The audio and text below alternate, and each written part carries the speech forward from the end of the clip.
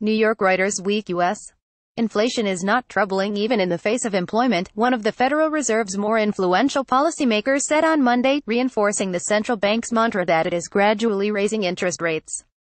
File photo. New York Federal Reserve Bank President William Dudley speaks at a Thomson Reuters newsmaker event in New York, U.S. on April 8, 2015.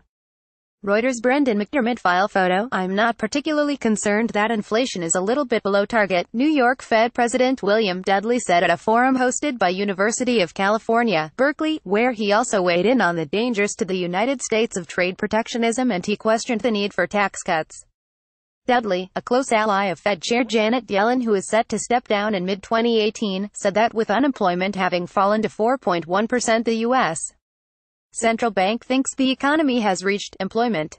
Theoretically, that unemployment can get without prompting inflation. The Fed's preferred price measure has drifted down to 1.4% this year, below a 2% target. Thus, we have been gradually raising interest rates, he said, repeating that he expects inflation to rebound along with wage gains.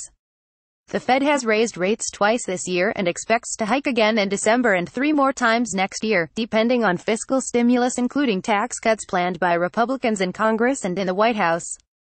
Asked several questions about U.S. President Donald Trump's fiscal plans, Dudley, speaking in New York, said he supports tax reform but not necessarily cuts meant to boost economic growth.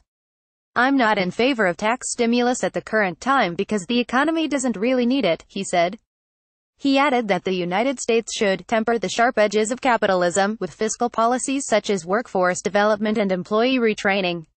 Putting up trade barriers will not make us better off, Dudley said, adding globalization has benefits and costs.